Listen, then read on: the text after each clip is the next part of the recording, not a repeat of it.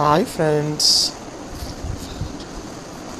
భర్త జీవించినంత కాలం భార్య జీవిస్తే మగవాళ్ళకి ఒక వరం. అందుకేనేమో మన పెద్దలు వయసులో తేడా పెట్టారు. సహజంగా ఆడవాళ్ళు భర్త చేతుల మీదుగా ముత్తైదుగా వెళ్ళిపోవాలని కోరుకుంటారు. కానీ ప్రస్తుతం మన మానవ సంబంధాలు కానీ ఆర్థిక సంబంధాలుగా మారిపోయి మగవాళ్ళే భార్యల చేతుల మీదుగా వెళ్ళాలి అని కోరుకుంటున్నారు. సాధారణంగా భార్యాభర్తల్లో పురుషులు వయసులో పెద్దవారే ఉంటారు కాబట్టి వారు తమకన్నా ముందు మరణిస్తారు అనే అంశాన్ని జీర్ణించుకోవడానికి మహిళలు సిద్ధమే ఉంటారు. తనకన్నా చిన్నదైన భార్య చనిపోతుందనే సన్నద్ధ పురుషుల్లో ఉండదంట. భార్య చనిపోతే భర్త కుంగుబాటు గురవడానికి ఇది కూడా ఒక ప్రధాన కారణం. భార్య మీద జోకులు వేస్తారు, అరుస్తారు, అలుగుతారు, తిడతారు. కానీ భార్య మాత్రం శాశ్వతంగా దూరం అయితే మాత్రం తట్టుకొని బతికేంత మానసిక బలం అనేది పురుషులకు ఉండదు. ఆమె లేని మగాడి జీవితం మూడుమారిన చెట్టుతో సమానం. అడగకుండానే అన్నీ అమర్చిపెట్టిన అన్నాళ్ళు కూడా భార్య విలువ తెలుసుకోరు.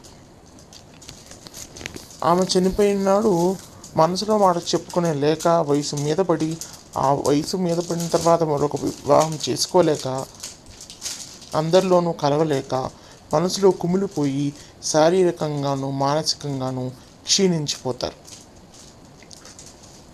కానీ భార్య ఏం కోరుకుంటుందంటే, నేను ముందు పోతే పసుపు కుంకాలు మిగిలిపోతాయేమో కానీ నేను చనిపోతే కనుక నా భర్తను చూసే దిక్కు ఎవరు ఉండరు అని చెప్పి భార్య ఆ భగవంతుణ్ణి కోరుకుంటుంది.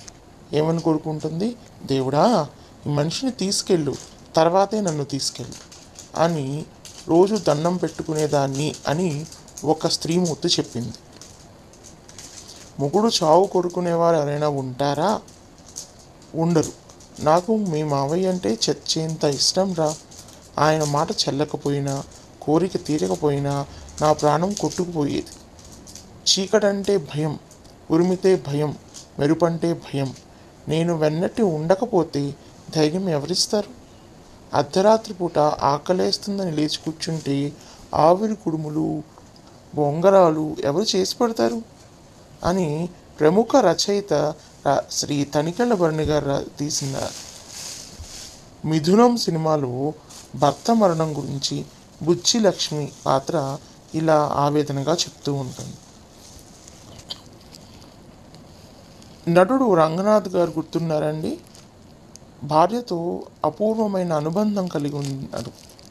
మేడ మీద నుంచి పొరటంటూ నడుం విరిగి ఆవిడ మంచాన పడితే అందరు మగాళ్ళలా కాకుండా ఆవిడకి 14 ఏళ్ల పాటు సేవలు చేశారు.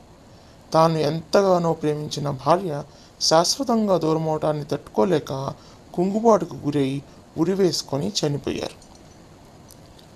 ప్రముఖ చిత్రకారుడు దర్శకుడు బాపు గారు కూడా భార్య భాగ్యవతి మరణాన్ని తట్టుకోలేక ఆమె చనిపోయిన ఏడాదిన్నరలోపే ఆయన కూడా చనిపోయారు. ఇలాంటి మహానుభావులు చాలామందే ఉన్నారు. సాధారణంగా భార్య అంటే చాలామందికి చులకన భావం ఉంటుంది. భార్య తన మీద ఆధారపడి ఉందని, తను తప్ప ఆమెకు దిక్కు లేదని చాలామంది పురుషులు అనుకుంటారు. కానీ వాస్తవంలో అందుకు విరుద్ధంగా జరుగుతుంది. చాలామంది పురుషులు తమకు తెలియకుండానే భార్య పైన మానసికంగా ఆధారపడిపోతారు. భార్యను కోల్పోయినప్పుడు ఆ లోటు అనేది వాళ్ళకి బాగా తెలుస్తుంది. వారి జీవితం అంతా కూడా గందరగోళంలో పడిపోతుంది. భాగస్వామి దూరమైనప్పుడు మహిళలు స్పందించే తీరు దీనికి భిన్నంగా ఉంటుంది. భర్తకు దూరమైన తర్వాత మహిళలు కుటుంబ సభ్యులతో కలిసిపోవటం, బరువు బాధ్యతలు తీసుకోవటం, పిల్లల యొక్క భవిష్యత్తు గురించి ఆలోచించటం ఇవన్నీ కూడా చేస్తారు.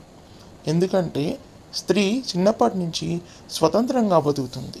తండ్రికి బాగోలేకపోయినా, భర్తకి జ్వరం వచ్చినా, పిల్లలకు జలుబు చేసినా, వీళ్ళకి ఎవ్వరికి బాగోపోయినా కానీ ఇంట్లో స్త్రీ అనేది వారి బాగోగులు చూసుకుంటుంది. అదే ఆ ఇంటి గృహిణికి బాగోపోతే మాత్రం వేరే వాళ్ళు ఎవరి కోసం ఎదురు చూడదు. తనకు తానే మందులు వేసుకుంటుంది. ఓపిక లేకపోయినా కానీ లేచి పనులు చేసుకుంటుంది. ఇలా మనోబలాన్ని ఆ భగవంతుడే స్త్రీమూర్తికి ఇచ్చాడు. కాబట్టి భర్త లేకపోయినా కానీ ధైర్యంగా బతకడానికి స్త్రీకి ఆ మనోబలం చాలా ఉపయోగపడుతుంది. పురుషుడు శారీరకంగా బలంగా ఉంటే స్త్రీ భావోద్వేగాల పరంగా బలంగా ఉంటుంది. సామాజిక బాధ్యతలు భర్త తీసుకుంటే కుటుంబ బాధ్యత అనేది భార్య మోస్తుంది. ఒక విధంగా చెప్పాలి అంటే ఇంట్లో ఆమె రిమోట్ కంట్రోల్. ఎక్కడ ఏది నొక్కాలో ఆమెకే తెలుసు. ఎంతటి భావోద్వేగాన్నైనా భరిస్తుంది. పిల్లలే సర్వస్వంగా బతుకుతుంది. అందుకే భర్త చనిపోయినా కానీ పిల్లల కోసం తను కష్టపడుతుంది. వారి భవిష్యత్తుని బంగారు బాటగా తీర్చిదిద్దుతుంది. స్త్రీ మగాడికి సర్వస్వం. ఎత్ర నార్యంతు పూజ్యంతి రమంతి తత్ర దేవత. ప్రతి భర్తకు భార్య దేవతా స్వరూపం. కాదంటారా? Please like, share and subscribe. Bell icon